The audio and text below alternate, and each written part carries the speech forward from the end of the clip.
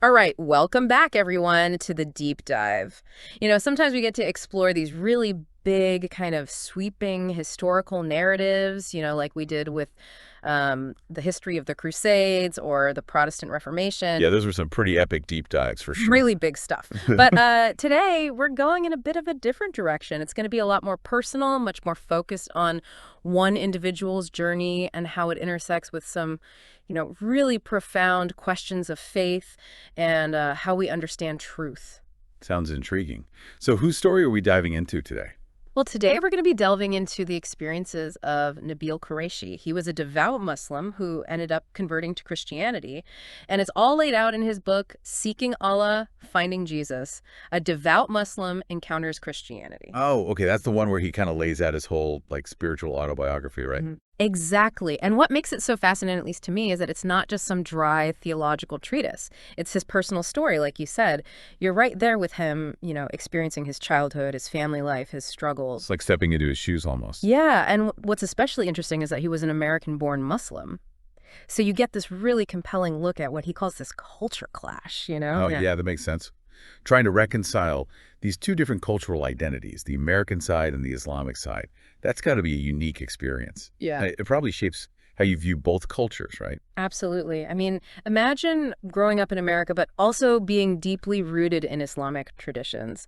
That kind of unique perspective has got to influence how you understand not just culture, but also faith, how you approach questions of, well, basically, everything. So we're going to be tracing his journey from the very beginning, like his early years as a Muslim. Yeah, we're going to start with his upbringing, how his faith was instilled in him from a young age. Then we'll get into the questions that started to emerge for him, the doubts, the challenges to his beliefs, and then, of course, what led him to ultimately embrace Christianity. I think you mentioned something about visions and dreams playing a part in his story, too. Right, right. He talks about having these really vivid dreams that he felt were guiding him, kind of showing him a different path. That's so interesting. It makes you wonder how people interpret those kinds of experiences, depending on their worldview. But we can get into that a bit later, I'm sure. For sure, for sure. Oh, and another thing I wanted to mention, it's not just him telling his own story in isolation. Throughout the book, he brings in all these other voices, these experts, these scholars who offer their perspectives and insights. Oh, like outside sources, like to corroborate or to, provide different angles. Exactly, exactly. And it's an impressive group, honestly. We're talking about people like Lee Strobel, Dan Wallace, a bunch of others. I mean, big names in their fields. He actually had personal interactions with some of them, like Strobel and Gary Habermas, Josh McDowell. Wow, that's pretty significant. Having those kinds of intellectual heavyweights weighing in on your spiritual journey. I mean, you've got Strobel with his work on the historical evidence for Christianity, and Wallace, who's a leading expert on the New Testament text. That's got to lend some serious weight to his exploration. Right, exactly. But even with all that, it's important to keep in mind that this is, at its core, a personal narrative. And Qureshi himself acknowledges that it's not like some perfect, play-by-play account of everything that happened. Like there's some, what do you call it? Some condensing, like summarizing. Yeah, some summarizing. Yeah. And maybe rearranging some things in the timeline for clarity. Yeah, exactly. And, he's upfront about it. He says straight out that some conversations are kind of, condensed and the order of some events might be shifted a bit. Like he says, it's kind of how memory works, right? You don't always remember everything exactly as it happened. Yeah, especially with something as emotionally charged as a religious conversion.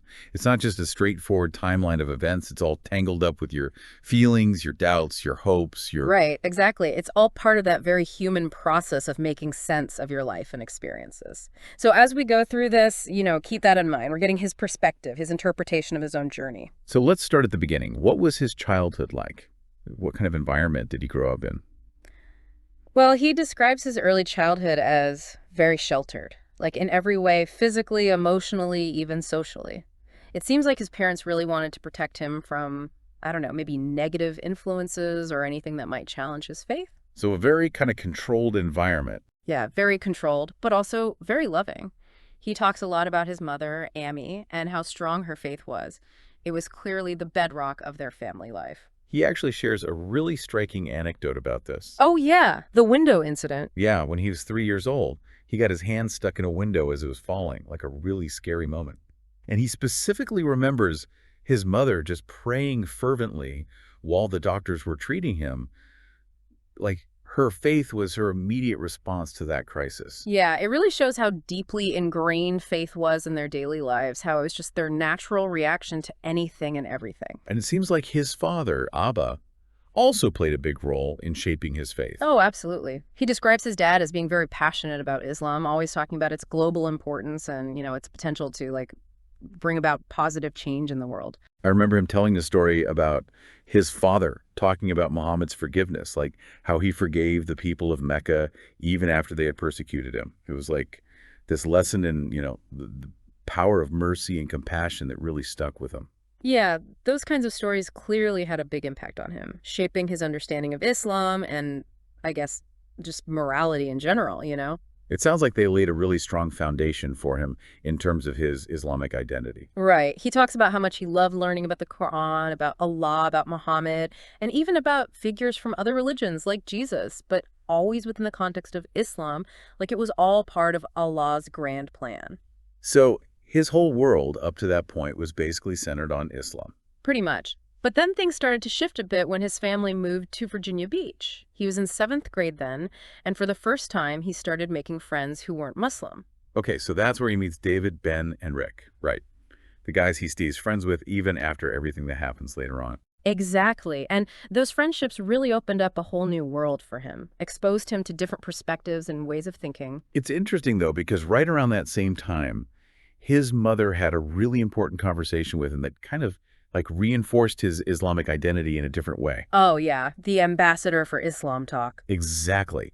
She told him that no matter what he did or where he went, he was representing Islam, like he was an ambassador for his faith. She really emphasized that he should strive for excellence in everything, whether it was school or any leadership positions he might take on. She even told him that if he were a janitor, he should be the best janitor anyone had ever seen. It was all about reflecting positively on Islam through his actions. Wow, that's quite a responsibility to put on a young kid's shoulders. Yeah, it definitely was. And you can see how that kind of thinking, combined with his growing friendships with non-Muslims, kind of pushed him into this third culture space. Right, where he didn't fully belong to either the Pakistani culture of his family or the mainstream American culture around him. He was kind of caught in between. Exactly. And he talks about how isolating that can feel, like nobody really gets what it's like to straddle those two worlds. But it's an experience a lot of people can relate to, especially those who grow up with multiple cultural identities. So he's got this strong Islamic foundation. He's got this sense of responsibility to represent his faith well. And he's also starting to branch out and make friends with people from different backgrounds. It's like all the ingredients are there for some serious questioning to start happening. Right, and that's exactly what happens. He starts engaging with Christian beliefs, but initially it's all from this defensive posture. Like he's trying to, protect his own faith by proving Christianity wrong. Yeah, he mentions debating with his friend David about things like the crucifixion. He even used the swoon theory, the idea that Jesus didn't actually die on the cross, but just fainted and was later revived. Yeah, that was a pretty popular theory back in the day, actually. It was one way that some people tried to reconcile the accounts of the crucifixion with their own beliefs. It's like, well, if he didn't actually die, then... Right, then the whole resurrection thing loses its power. Exactly. But those debates weren't just about, surface level stuff. They started delving into really deep theological issues, like how reliable are the Gospels? Is Jesus really God? What about the Trinity? Those are some pretty hefty questions to be grappling with, especially when they're challenging the very core of your faith. It sounds like this wasn't just some intellectual exercise for him. It was deeply personal. Oh, yeah, absolutely. He talks about how much he was struggling internally, how he was praying intensely for guidance. And it's at this point that he starts asking God for dreams, for signs, for anything to help him find the truth. That's where those dreams you mentioned come in, right? Right. And he says he had 3 specific dreams that he felt were leading him away from Islam and towards Christianity. And he describes them in detail. Do you remember what those dreams were about? Well, the third one is the one that really sticks out. It was this powerful image of him climbing white stairs within a masjid, a mosque. And it's like he felt these stairs were leading him out of that space, Wow, that's pretty symbolic. It's like a visual representation of him leaving his old faith behind. Yeah. But, I mean, how do we interpret those dreams? I guess it depends on your worldview, right? Right. If you believe that God can communicate through dreams, then you might see them as divine guidance. But if you're more secular, you might interpret them as, his subconscious working through all this internal conflict and turmoil. Yeah, like his mind trying to process these really big, life-altering questions he's wrestling with. It's fascinating how the same event can have such different meanings depending on your perspective. Absolutely. But regardless of how you interpret them, the dreams were clearly significant for him. They were part of what led him to start reading the Bible, like really reading it for the first time. And that's where he encounters that verse that, really hits him hard. Yeah. Right? Yeah. Yeah, it was in the Gospel of Matthew, right at the beginning, the Beatitudes. He reads, "Blessed are those who mourn, for they shall be comforted." And those words just resonated with him, right? Yeah, he describes it as like an electric shock. It's like they spoke directly to his own state of, mourning the potential loss of his old beliefs, the uncertainty, the fear of the unknown. It's amazing how a single sentence can sometimes have that kind of impact. You can just cut through all the noise and speak to something deep within you.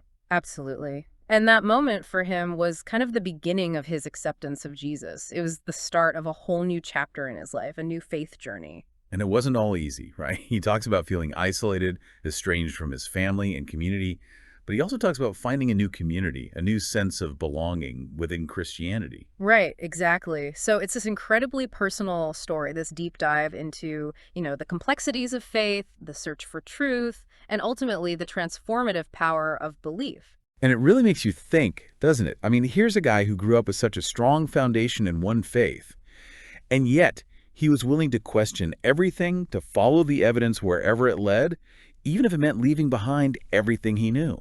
Yeah, and that's the real takeaway here, I think. We all have our own beliefs, our own assumptions about the world, and it's easy to just go through life without ever really examining them, without ever asking ourselves, are these beliefs still true for me? Do they still make sense? It's like Qureshi said, knowledge isn't just about accumulating facts. It's about having the courage to question, to be open to new possibilities. Exactly. And who knows? Maybe that questioning, that willingness to explore, could lead us to discoveries we never even imagined. And maybe, just maybe, it could lead to a transformation as profound as the one Nabeel Qureshi experienced. It's definitely a story that stays with you.